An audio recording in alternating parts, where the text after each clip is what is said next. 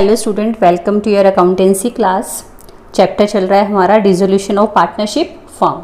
Accounting procedure on the dissolution of firm हम कर रहे हैं। फर्स्ट स्टेप हम कर चुके हैं, कौन सा? Realization account. बाकी जो 3 स्टेप्स हैं, 3 अकाउंट्स हैं, वो हम इस लेक्चर में देखेंगे। Let's start. सेकेंड है हमारा settlement of partners loan account. हमने भी कहा था सबसे पहले आउटसाइड लायबिलिटी को पे ऑफ किया जाएगा। आउटसाइड लायबिलिटी को पे ऑफ करने के बाद हम सबसे पहले पार्टनर का लोन पे करेंगे, उसके बाद हम पार्टनर्स की कैपिटल को पे ऑफ करेंगे। तो पार्टनर्स ने अगर फर्म को लोन दे रखा है, लायबिलिटी साइड गिवन होगा, वो हम उसके लिए क्या जर्नल एंट्री बनेगी? उसके लिए जर्नल एंट्री बनेगी partners loan account to bank और कैश अकाउंट। नेक्स्ट है transfer of undistributed profit losses to partners capital account. अब पार्टनर्स कैपिटल अकाउंट प्रिपेयर होगा, उसमें हम क्या करेंगे? जितने भी रिजर्व हैं सब ट्रांसफर हो जाएंगे पार्टनर्स में। General reserve, reserve fund, profit and loss account, workman compensation fund to capital account और करंट अकाउंट। ऐसे ही जो अनडिस्ट्रीब्यूटेड लॉसेज हैं और फिक्टिशियस एसेट हैं, वो भी किस में ट्रांसफर हो जाएंगी? पार्टनर में ट्रांसफर हो जाएंगी उनकी प्रॉफिट शेयरिंग रेशियो में। उसके लिए क्या एंट्री बनेगी? पार्टनर्स कैपिटल अकाउंट और करंट अकाउंट डेबिट होंगे to profit and loss account का debit balance to advertisement suspense account. Goodwill अब यहाँ डिस्ट्रीब्यूट नहीं होगी, वो हमने रियलाइजेशन अकाउंट में ट्रांसफ़र कर दी। अब हम पार्टनर्स के कैपिटल अकाउंट को सेट ऑफ करेंगे। वो कैसे करेंगे? देखो, settlement of partners capital account. If capital account shows debit balance show कर रहा है तो हम उनसे, मतलब उनकी कैपिटल डेबिट में है तो पार्टनर से पैसा मंगवाया जाएगा। उसके लिए क्या एंट्री बनेगी? कैश और bank account to partners capital account.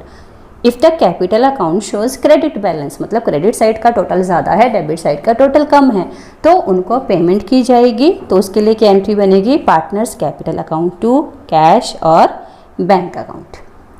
So इस वे में उनसे पैसा मंगवा कर या उनको पैसा देकर हम उनके कैपिटल अकाउंट को क्या करेंगे? सेट ऑफ करेंगे। और इन द लास्ट हमारा क्या बनेगा? कैश और बैंक अकाउंट। अब उसके लिए देखो क्या करेंगे? Opening balance of cash and bank and all the receipt are entered on the debit side of this account and all the payment are entered on the credit side of this account. Debit side क्या आएंगे? सारी receipt and opening balance. Credit side क्या आएगा आपका? सारी payment आएंगी। This account must be prepared and close last of all. कब बनेगा ये? प्रोसीजर में सबसे लास्ट में बनेगा। Total of both the side of this account must be equal. In this way this account also helps in verification of arithmetical accuracy of the accounts. अब cash और bank account से related हमें क्या ध्यान रखना है? If cash balance and bank balance both are given in the balance sheet, only one account, either a cash account or a bank account is prepare.